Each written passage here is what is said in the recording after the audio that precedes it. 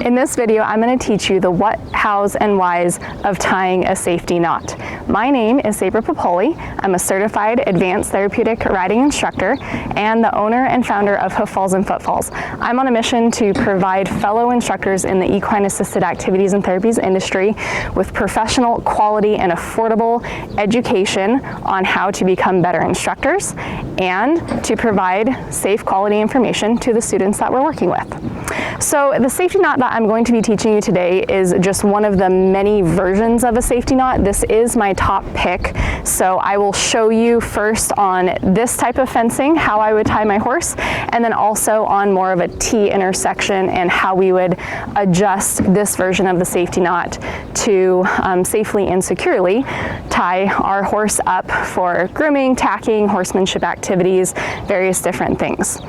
So when we're doing a safety knot or tying our horse to a fence in general, what we want to make sure of is, one, is that a safe and secure location to tie our horse. So this pole is very secure, not going to go anywhere. It is securely fastened into the ground. If my horse pulls back or something startles them, that fence or whatever I'm tying them to is not going to go anywhere.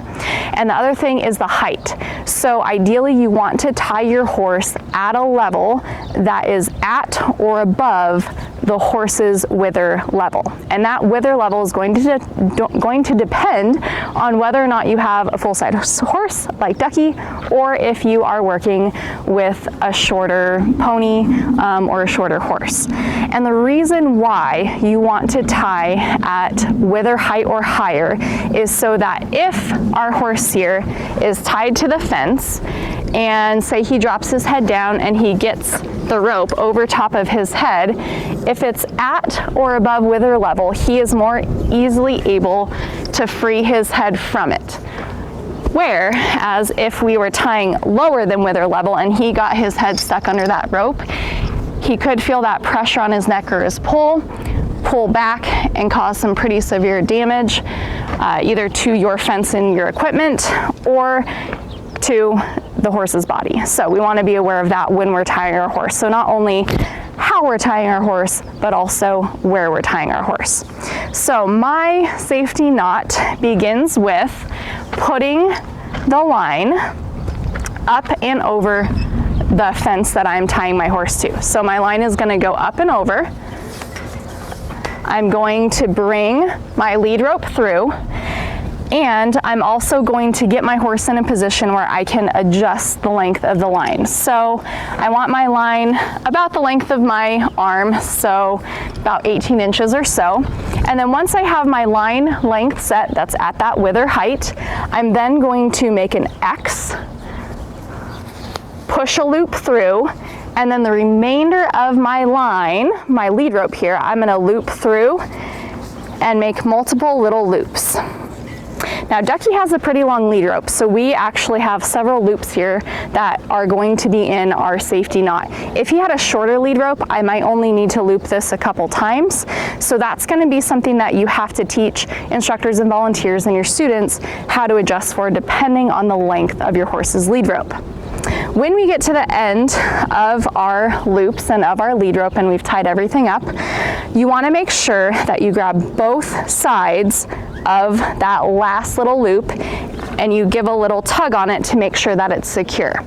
The thing that I see go wrong on this most often, and in a lot of safety knots, is that you allow that tail to come through and then you tug on it. And that makes it no longer a safety knot. So it's very important that the tail of your lead rope does not fall through and that you keep that last little loop.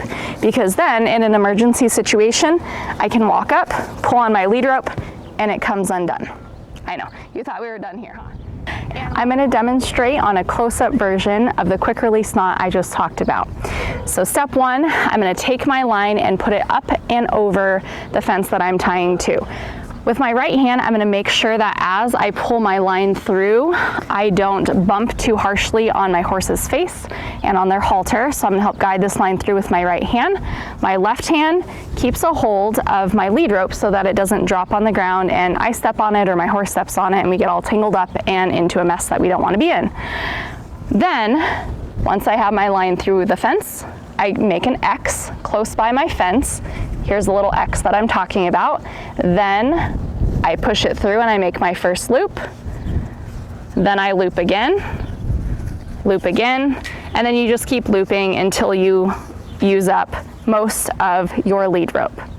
When you get to the end of your lead rope, you're gonna take your last loop and grab both sides and give it a gentle tug to make sure that it's secure and that it doesn't easily fall apart. Something to watch out for, like I had mentioned before, was to make sure that the tail end of your lead rope does not fall through like this, because then it is not a quick release knot anymore. So it's super important that when you go to kind of snug up the loops here, you pull on both and make sure that the tail is still through that last loop. Because then in an emergency situation, you can walk up, grab the tail of your lead rope, pull it loose, and it's a quick release knot. Now let's take a look at how we can kind of alter this version of a quick release knot for this type of fencing setup if you need to tie your horse to something similar to this. This, I will admit, is not an ideal place to tie my horses. I don't tie them here because I don't like the fact that this could theoretically get wedged in between here and then the horse could get stuck in an emergency situation. So ideally this would be a solid post for you to tie around. When we go to tie the quick release knots, a lot of times people will see a horizontal bar and think, okay, cool, I can tie my horse there. They'll tie the horse around the fence, secure it all up, walk away, but then when they walk away, the horse walks up and down that fence line and it slides. The other thing I see a lot is people see this and they plan ahead and say, okay, well, I don't want my horse walking up and down the fence line, so I'm just gonna tie right here. But the problem with tying at this height right here is that for this size of horse that I'm working with, this is below wither level. So if I tie him up here, I walk away, or I'm even doing something, preparing him for class or grooming him or whatever it might be, and he dips his head down underneath this lead rope, it's going to pull on his pole. When he goes to lift his head up, he's likely to get stuck, and it could cause that horse to set back and cause damage to that horse's neck, back, just really bad situation. It can destroy fencing. Overall, something you want to avoid. So this is where we get into thinking about how can we solve the sliding down the fence issue and the wither height issue as well. So I'm going to tie here at the highest level I can on my fence, and I'm going to alter how I go about this knot just a little bit. So what I'm going to do is, instead of placing my whole line up and over that fence, I'm actually going to start with a loop. So I'm going to bring my loop around like this. So I have it up and over that rail. I'm going to bring my loop around this post, and then I'm going to bring my line around here like this, make a loop through my loop, and then continue to loop through. So then when we get in this situation, one, I can snug up my knot. My horse is not going anywhere left or right. It's as high as I can go on this fence setting, and it's not going to slip down. So this is kind of the best that we can do right here. And also, if my horse pulls back a little bit, this can only give about that much slack in worst case situation. But it's still a quick release knot, because if I pull on the tail here and I pull, it gets undone, and we are able to have our horse free of whatever item they were tied to.